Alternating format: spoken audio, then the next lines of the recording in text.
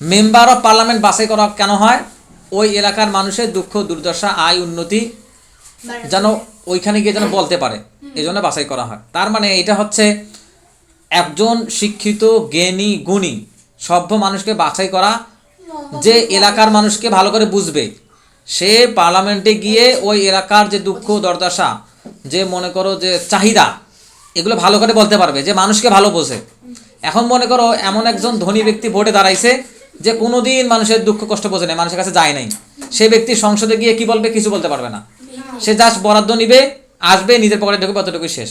কিন্তু একজন সজ্জন যে সবার কাছে যায়, মিশুক, সবার সঙ্গে মিশতে পারে, ধনী গরিব যার কাছে কোনো বিভেদ নাই, মানুষ হিসেবে সে সম্মান করে, সেই ব্যক্তিটাকে সংসদে পাঠাইতে হবে। বোঝা গেছে? এখন এখন এই ব্যক্তিকে যে আমরা সংসদে পাঠাচ্ছি, নির্বাচন করে পাঠাচ্ছি, তো সেই নির্বাচিত হয় ওখানে যাচ্ছে। তার মানে বোঝা গেল যে নির্বাচন হচ্ছে এমন একটা প্রক্রিয়া যেখানে সদস্য বাছাই করা হচ্ছে, সদস্য বাছাই করা। তাহলে গণতন্ত্র আবার কী জিনিস? গণতন্ত্র একটা প্রক্রিয়া।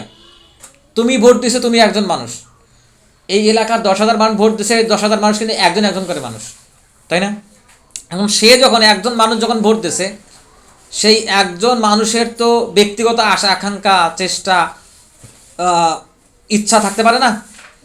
এখন তুমি যেহেতু ভোট দিছো, তার মানে তোমার ইচ্ছার একটা মূল্য আছে।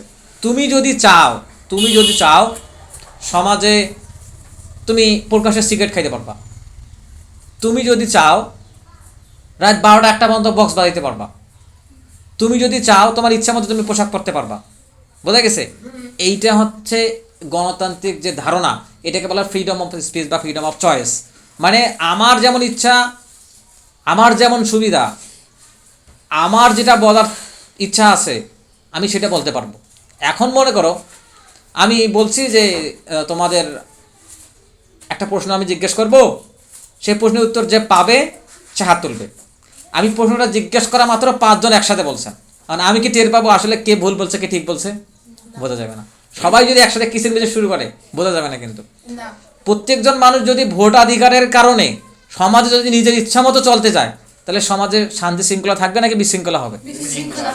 তার মানে কোনটা আসলে নৈতিক আর কোনটা অনৈতিক সেটারও একটা ব্যাপার আছে।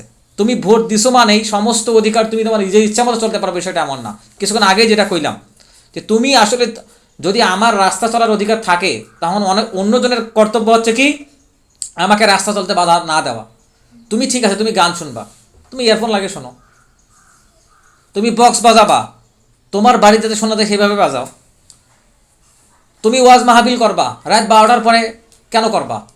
যারা ভোর রাতে উঠে তাহাজ্জুদের সালাত আদায় করে, ওদের তো ঘুম নষ্ট হচ্ছে। এলাকার পশু পাখিদেরও তো ঘুমের দরকার আছে, ওদেরও দেখার দায়িত্ব তো মানুষের। রাত 12টার পর কেন ওয়াজ হবে?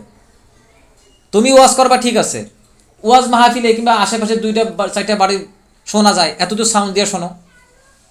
এই হচ্ছে ব্যবস্থা। তুমি ওয়াজ মাহফিল করলে সারা রাত করতে পারবা, এটাও নিয়ম না। তুমি বক্স বাজাইলে ওই এলাকাবাসীর ঘুম ভাঙে বক্স বাজাবা, এটাও নিয়ম না। হার্টের আগে রুগীরা কি করবে তখন? তো এই জন্য বিষয়টা হচ্ছে তুমি তোমার ইচ্ছা মতো চলবা, কিন্তু অন্যজনের ক্ষতি করা যাবে না। এখন প্রত্যেকজন মানুষ যদি ভোটাধিকারের বিনিময়ে নিজের ইচ্ছা মতো চলতে চায়, তাহলে পৃথিবীতে আর কেউ নিজের ইচ্ছা মতো চলতে পারবে না, সবখানে বিশৃঙ্খলা হবে। এইটাই তোমার নৈতিকতা কে ঠিক করবে? আসলে তোমার নৈতিকতা ঠিক করবে প্রতি মানুষের ভেতরে কি নৈতিক দৃষ্টিভঙ্গি আছে, সে কিভাবে চলতে চায়, এটা ভালো কে জানে? আল্লাহ জানে। তো মানুষের নৈতিকতা আর কোনটা অনৈতিক সেটা আল্লাহ ঠিক করবে। কোনো দেশের স্বাধীন নেতা তো ঠিক করতে পারে না, কারণ সেও তো মানুষ, সেও নিজের ইচ্ছা মতো চলতে চায়। এখন যে প্রধানমন্ত্রী হয়েছে সে মানুষ না, সে নিজের ইচ্ছা মতো চলতে চাইবে, সে নিজের ইচ্ছা মতো ধনী হইতে চাইবে, সে নিজের ইচ্ছা মতো আইন প্রণয়ন করতে চাবে, তখন তো চলবে না। তখন তিনি শুধু ধনী হবে আর সমস্ত মানুষ গরিব হয়ে যাবে। তিনি নিজের ইচ্ছা মতো শাসন চালাইলে ওটা স্বৈর শাসন হয়ে যাবে। কি হয়ে যাবে ওটা? স্বৈর শাসন। স্বৈর শাসন মানে তার নিজের ইচ্ছা মতো শাসন, ওইখানে জনগণ বাঁচতে পারবে না। তার মানে তুমি যদি মনে করো যে গণতন্ত্র আমাদের যে অধিকার দেয় ফ্রিডম অফ স্পিচ, মানে আমি আমার ইচ্ছা মতো বলবো, কার কোটে কী হয় হোক। মনে করো পুজোর সময় আমাদের নামাজ হচ্ছে, ওটা একদম সেই তালে গান বাজা হচ্ছে, কষ্ট হবে না? কারণ আমার আবার ঈদের আনন্দের সময়, হ্যাঁ, আমি হিন্দু একটা আনি নিয়ে যাবার দাওয়াত দেওয়া, আয় গরু গোস্ত খাওয়া যা, তো হবে না। এটা তো ফ্রিডম অফ স্পিচ, এটা কি? এটা না। তাহলে এই নৈতিকতাটাকে ঠিক করবে। ধর্ম যেভাবে চলতে বলছে ওইভাবে চলতে হবে। দেশে আমরা হিন্দু মুসলিম বৌদ্ধ খ্রিস্টান সবাই থাকি, তাহলে গণতন্ত্র যে ফ্রিডম অফ স্পিচের কথা বলে, বলার স্বাধীনতা, ফ্রিডম অফ চয়েস, পছন্দ করার স্বাধীনতা, এটা ঠিক না ভুল? এখন কথা বলে না, এটা অবশ্যই ভুল। গণতন্ত্র যে ফ্রিডম অফ স্পিচের কথা বলে, যা আমি আমারটা বলবো তাতে কার কোটে লাগে লাগুক, এটা ঠিক না। আল্লাহ রাসূল হাদিসে কি বলছেন? মান সালিম আল মুসলিমুনা মিন লিসানি ওয়া ইয়াদিহি, সেই ব্যক্তি প্রকৃত মুসলিম যার হাত এবং জিহ্বা থেকে অন্য মুসলমান কষ্ট না পায়। আল্লাহ রাসূল এটাও বলছেন, ওই ব্যক্তি প্রকৃত মুসলিম না যে ব্যক্তি পেট পুড়ে খেয়ে ঘুমায় আর তার প্রতিবেশী না খেয়ে থাকে। আল্লাহ রাসূল এটাও বলছেন, বা উমর রাদিয়াল্লাহু আনহু বলছেন যে ওই ফোরাত নদীর তীরে যদি কোনো কুকুরও না খেয়ে মারা যায়, নদীর তীরে কোনো কুকুর পিপাসার্ত হয়ে মারা যেতে পারে, সম্ভাবনা আছে নাই? তাও তিনি বলছেন যদি আমি শাসক অথচ নদীর তীরে একটা কুকুর পানি না খেয়ে মারা গেছে, এজন্য আল্লাহ আমাকে জিজ্ঞেস করবে। তাহলে ফ্রিডম অফ স্পিচ যেটা মানে গণতান্ত্রিক অধিকার যেটা আমাকে দেয়, এটা কিন্তু আমার অধিকার না। ওই অধিকারটা বুঝে শুনে প্রয়োগ করতে হয়।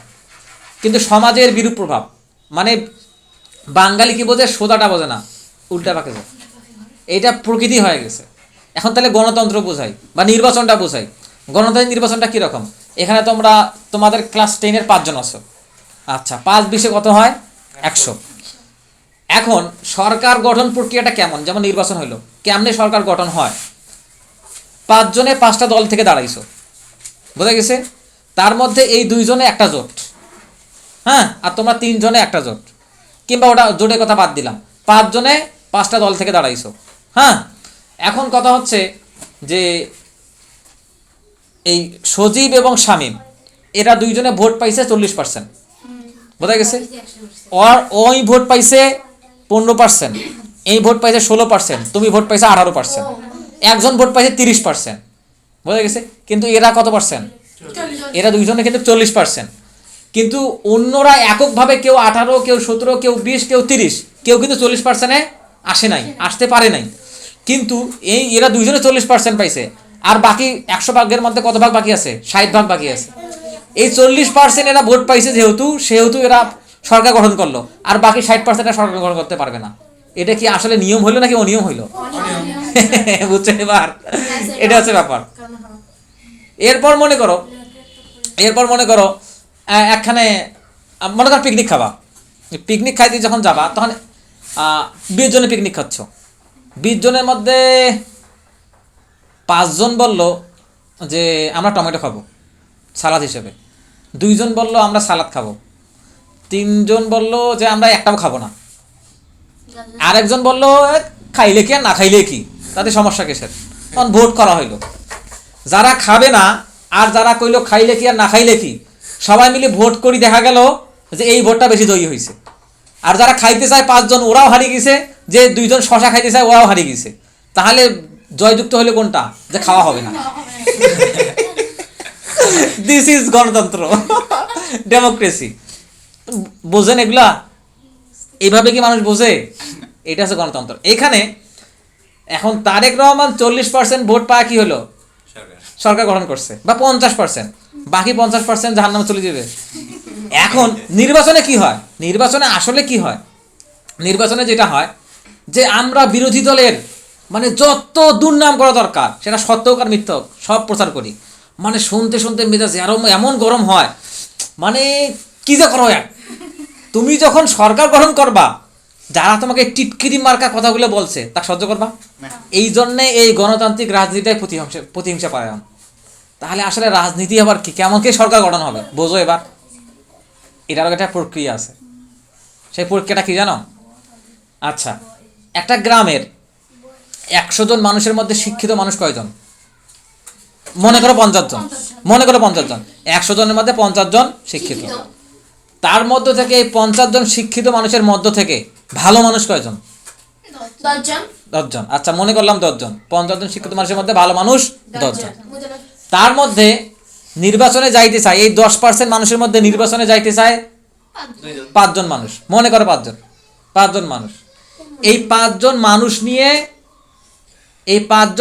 একটা শুরা কমিটি, মানে নির্বাচন কমিটি গঠন করা হবে। বোঝা গেছে? নির্বাচন কমিটি। এই নির্বাচন কমিটির লোকেরা সিলেক্ট করবে, হ্যাঁ, যারা মানে শাসন ক্ষমতায় যাইতে চায়, 5 জন লোক, হ্যাঁ, এরা হবে নির্বাচন কমিটি। এই নির্বাচন কমিটির লোকেরা সিলেক্ট করবে যে আমাদের মধ্য থেকে কে ভালো। 5 জন তো আর প্রধানমন্ত্রী হইতে পারবে না, একজন প্রধানমন্ত্রী হবে, ওই 5 জন মানুষ ভোট দেবে, ওই 5 জন মানুষ ভোট দেবে। মনে করো একজনকে 2 জন ভোট দিয়েছে, সে সহ একজন 3 জন, সে সহ একজন 3 জন, আরো 2 জন কিন্তু বাকি আছে, ওই 2 জন আবার আরেকজনকে ভোট দিয়েছে। বোঝা গেছে? তার মানে কোনটা বেশি হলো? 3 জনেরটা। এইখানে সংখ্যাগরিষ্ঠতার মূল্যায়ন আছে। সমাজের যদি সব মানুষ একজনকে নির্বাচিত করে, তাহলে সমাজের অধিকাংশ মানুষ ভালো নাকি খারাপ? খারাপ। সমাজের অধিকাংশ মানুষ খারাপ। তাহলে নির্বাচিত হবে কোন লোকটা, ভালো লোকটা নাকি খারাপ লোকটা? এটাই গণতন্ত্র। তার মানে নির্বাচন কখন হবে? নির্বাচনটা তখনই হবে যখন জ্ঞানী গুণীরা সিদ্ধান্ত নিয়ে একজনকে নির্বাচিত করবে, তখন এটা নির্বাচন হবে। তার মানে সমাজের অধিকাংশ লোক যদি একজনকে বাছাই করে, তার খারাপ হওয়ার সম্ভাবনাই বেশি। গ্রামের 1000 মানুষের মধ্যে কয়জন মানুষ নামাজ পড়তে যায়? 10 জন। এই 10 জন মানুষ সিদ্ধান্ত নেবে পরবর্তী ইমাম সাহেব কে হবে। গ্রামের সবাই ওই কোনোদিন মসজিদ আইসে না, ওই সুদখোর, ওই আসি কথা এই ইমাম হইবে, কারণ ওই মসজিদের বেতন দেয়, ওইটা তো আর হবে না। যারা সালাত পড়তে আসে, নামাজ পড়তে আসে, তারা বাছাই করবে ইমাম কে হবে। তাহলে সমাজের অধিকাংশ লোক যে কথাটা বলে ওটা সত্য না। এইটাই হচ্ছে বর্তমান সময়ে গণতন্ত্র। ওইটাকে আমরা জীবন ব্যবস্থা হিসেবে মানে নিচ্ছি, এটা বিশাল বড় একটা ভুল। এখন গণতন্ত্রের জনক আসলে কে? গণতন্ত্রের জনক হচ্ছে সক্রেটিস। ডেমোক্রেসি, ডেমোস এবং ক্রেটোস, ডেমোস এবং ক্রেটোস। তা ওই কইলাম গ্রিসের যারা বিজ্ঞানী ছিল প্রথম থেকে ওরাই শুরু করছে, বলা কিছু কারণে ওরাই কিন্তু এগুলো জনক। গণতন্ত্রের সূতিকাগার মানে গণতন্ত্রের বাপের বাড়ি হচ্ছে গ্রিস। ওই যে প্লেটো, সক্রেটিস, এরিস্টটল এরা এগুলো শুরু করছে। ডেমোস এবং ক্রেটোস, ডেমোক্রেসি মানে গণতন্ত্র। এই ডেমোক্রেটোস শব্দটা কিন্তু গ্রিক শব্দ, মানে জনগণের আইন। যারা গণতন্ত্রের জনক ওরাই বলছে যে গণতন্ত্র হচ্ছে মূর্খদের শাসন ব্যবস্থা। কেন? সমাজে মূর্খ মানুষ বেশি, এই মূর্খরা সবাই ব্যালটে সাইন টিপ দিয়া একজন মূর্খ তুলে দেয়, ওই ইচ্ছা মতো দেশ চালায়। এইখানে জ্ঞানী ব্যক্তির ঘরে কোনো দাম নাই, মূর্খ কি আর জ্ঞানীর মূল্য বুঝবে? আচ্ছা, এইখানে আমরা কয়জন আছি? 5 জন, 3 জন, 8 জন আছি, বুঝা গেছে? এই 8 জনের সব, আমি সহ 9 জন। আচ্ছা, এই 9 জনের মধ্যে সবচেয়ে বুদ্ধিমান মানুষকে? এখন সবাই মিলে ভোট দিয়া কত সজীব বুদ্ধিমান, বুঝতে পারছেন? এই হচ্ছে ব্যাপার। এরপর দেখো, আমরা মুসলিম আর কেউ হিন্দু, কেউ নৃতাত্ত্বিক জনগোষ্ঠী, বুঝতে গেছে? কেউ আবার লেখাপড়া করছে, কেউ লেখাপড়া করে না। সাধারণত যেমন সে লেখাপড়া করছে, ওর বুদ্ধি শুদ্ধি একটু বেশি থাকবে, তাই না? এখন ওইও ভোট দেওয়া, ওর ভোটেরও যেটা মূল্য, একটা মূর্খ অর্ধশিক্ষিত গ্রামের মাস্তান ওই যেটা ভোট দিচ্ছে, ওটার ভোটের একই মূল্য। একজন প্রেসিডেন্ট যাকে ভোট দিচ্ছে তার ভোটের একই মূল্য, আমি গণ্ডমূর্খ যাকে ভোট দিচ্ছি ওর ভোটের একই মূল্য। বোঝা গেছে? তা শেষ পর্যন্ত দেখা গেল একজন মূর্খ ব্যক্তি যদি সরকার গঠন করে, তাহলে সে কি করবে? যায় ভোট দিছে সবাই মাথা তুলে রাখবে। তখন কি হবে?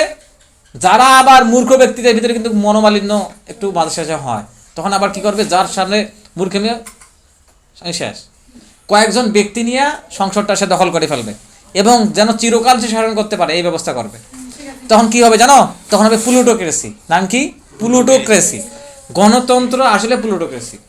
প্লুটোক্রেসি মানে গুটি কত ধনী ব্যক্তির শাসন। আচ্ছা, মনে করো এই যে জামাতে ইসলাম এবং বিএনপির তারা যে ভোট পাইছে, এর পার্থক্য মাত্র 7 লক্ষ ভোট। কত কোটি মানুষ ভোট দিয়েছে? মাত্র 7 লক্ষ ভোটের কম বেশি। একজন পাইছে মনে করো 46%, একজন পাইছে 42%। তাহলে 4% কম বেশি কিনা? 4% কম বেশি। অথচ দেখা গেল সংসদে ওরা সিট পাইছে 231টা, আর এরা ভোট সিট পাইছে 70টা। কেমনে সম্ভব এটা? ওরা হচ্ছে ধনিক শ্রেণী, এই জন্য আমাকে দেওয়া হয়েছে। এইটার নাম হচ্ছে প্লুটোক্রেসি, যে ধনীরা নেতৃত্ব দিবে সমাজে। আচ্ছা, একজন গরিব মানুষ কিন্তু সৎ, ওর কোনোদিনও নির্বাচনে জয়ী হওয়ার সম্ভাবনা থাকবে? কোনোদিনও সম্ভাবনা থাকে না। যারা টিচার, যারা আসলেই মানে ন্যাশনটাকে গড়ে, একটা জাতিকে যারা গড়ে, যারা জাতির কারিগর, ন্যাশন বিল্ডার বলা হয়, কিংবা একজন বুদ্ধিমান কিংবা একজন বিজ্ঞানী মানুষ, হ্যাঁ, সেই মানুষটা কোনোদিন প্রধানমন্ত্রী হতে পারবে না। এইটা হচ্ছে গণতন্ত্র। তাহলে আমাদের কি করতে হবে? আমাদেরকে সবাইকে ভালো মুসলিম হওয়া লাগবে। এই ভালো মুসলিমরা যখন কোনো ভালো মানুষকে বাছাই করবে, তখন সেটা আমার জন্য কাজ করবে। ওমর রাদিয়াল্লাহু আনহু উনি যখন মৃত্যুবরণ করেন ওনাকে কিন্তু আবু বকর রাদিয়াল্লাহু আনহু শাসক বানিয়ে গেছে। আবার আবু বকর রাদিয়াল্লাহু আনহুকে রাসূলুল্লাহ সাল্লাল্লাহু আলাইহি ওয়াসাল্লাম শাসক বানিয়েছেন বিভিন্ন আকারে ইঙ্গিতে, এবং তিনি তার যে দক্ষতা সেই বলে কিন্তু শাসক হয়ে গেছেন পরবর্তীতে। কিন্তু উমর রাদিয়াল্লাহু আনহু যখন মৃত্যুবরণ করতেছেন তখন মানুষের এসে বলতেছে আপনার পরে শাসক কে হবে? তখন উনি কী করলেন জানো? শাসক আসলে কার হওয়া দরকার? যে ব্যক্তি আল্লাহ সবচেয়ে বেশি ভয় করে। যে ব্যক্তি আল্লাহকে ভয় করে তার মাধ্যমে তো কারো উপর জুলুম হওয়া সম্ভব না। সে তো 2 টাকা কারো মারবে না, সে কাউকে চাইলেই খুন করতে পারবে না, সে সুদঘুষ চালু করতে পারবে না, কারণ তার নৈতিকতা আছে। তো তিনি কি করলেন? তিনি দেখলেন যে তারপরে সবচেয়ে বুদ্ধিমান, সবচেয়ে আল্লাহভীরু লোককে, যারা পৃথিবীতে জান্নাতের সুসংবাদ পাইছে, তিনি তাদেরকে বাছাই করলেন 6 জন মানুষকে। আব্দুর রহমান ইবনে আউফ, তারপর হচ্ছেন ওসমান রাদিয়াল্লাহু আনহু, আলী রাদিয়াল্লাহু আনহু, ওবায়দুল্লাহ ইবনুল জাররাহ, হ্যাঁ, এরকম 6 জন মানুষকে তিনি বাছাই করলেন। বাছাই করে বললেন যে তোমরা সিদ্ধান্ত নিবা তোমাদের ভিতর থেকে কে শাসক হবে। মানে উত্তম মানুষদেরকে বাছাই করলেন, তাদের মধ্য থেকে যে উত্তম তাকে বাছাই করার জন্য, বোঝা গেছে। এবং তার ছেলেকে দায়িত্ব দিলেন যে তুমি 3 দিনের ভিতরে, তার ছেলের নাম হচ্ছে আবদুল্লাহ ইবনে ওমর, তার ছেলের নাম ছিল আবদুল্লাহ, বোঝা গেছে।